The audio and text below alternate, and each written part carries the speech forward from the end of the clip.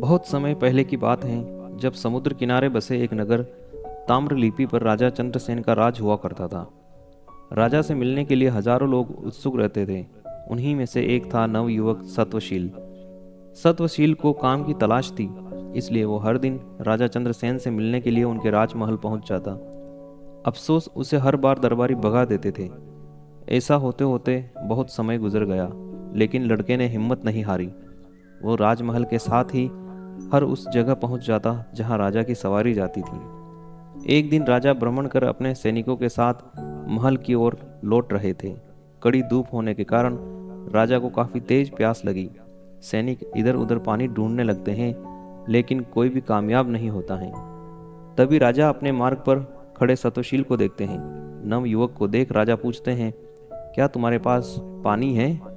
सत्वशील तुरंत राजा को पानी पिलाता है और साथ ही मीठे फल भी खिलाता है।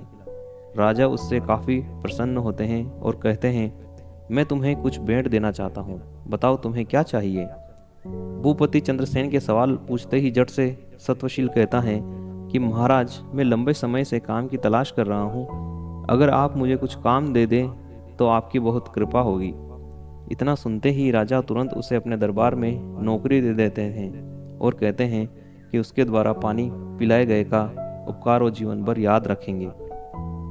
वक्त बीतता गया और अपनी प्रतिभा की वजह से नवयुवक राजा का बहुत करीबी बन गया। एक दिन भूपति चंद्रसेन सत्वशील से कहते हैं, हमारे नगर ताम्रलिपि में बेरोजगारी काफ़ी बढ़ गई है, इसके लिए हमें कुछ करना चाहिए। इतना सुनते ही नवयुवक कहता है, आप हुक्म कीजिए महाराज। राजा कहते हैं, हमारे पास एक टापू है जो काफ़ी हरा भरा है। अगर वहाँ कुछ खोज की जाए तो काम के कुछ अवसर मिल सकते हैं। इतना सुनते ही सत्वशील जी महाराज का कर्म टापू के लिए रवाना हो गया। समुद्र के रास्ते टापू के पास पहुंचते ही सत्वशील को पानी में तैरता हुआ एक झंडा नजर आता है। झंडे को देखते ही वो हिम्मत जुटाकर पानी में कूदता है।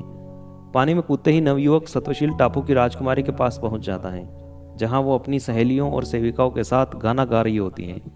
राजकुमारी को नवयुवक अपना परिचय देता है। कुछ देर बातचीत करने के बाद राजकुमारी सत्वशील को भोजन का निमंत्रण देती हैं और खाना खाने से पहले पास के ही एक तालाब में स्नान करने का आग्रह करती हैं।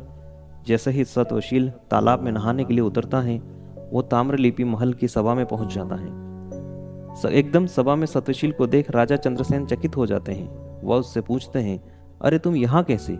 सत्वशील राजा को पूरी घटना के बारे में बताता है। सारी बातें जानने के बाद राजा भी उस टापू में जाने का फैसला लेते हैं। वहां पहुंचकर भूपति चंद्रसेन उस टापू पर जीत हासिल कर लेते हैं। ऐसा होते ही राजा चंद्रसेन को राजकुमारी उस टापू का राजा घोषित कर देती हैं। राजा टापू को जीतने की खुशी में वहां की पूर्व राजकुमारी और सत्वशील की शादी करवा देते हैं। इस तरह राजा चंद्रसेन सत्वशील के पानी के उपकार को चुकाते हैं। इतनी कहानी बताकर बेताल चुप हो जाता है और विक्रम से पूछता है कि राजा चंद्रसेन और सत्वशील दोनों में से सबसे बलवान कौन था। सवाल सुनते ही विक्रम बोल पड़ता है, सत्वशील ज्यादा शक्तिशाली था। बेताल पूछता है, कैसे? तब विक्रम बताता है कि सत्वशील बिना कुछ सोचे समझे ही टापू के पास झंडा देखकर पानी में कूद जाता है। वहां कूदने पर उसे किसी तरह का खतरा हो सकता था, जबकि राजा को पता था कि वहां पानी में कोई खतरा नहीं है। सवाल का जवाब मिलते ही बेताल राजा विक्रम के कंधे से उड़कर वापस घने जंगल में किसी पेड़ पर जाकर बैठ जाता है।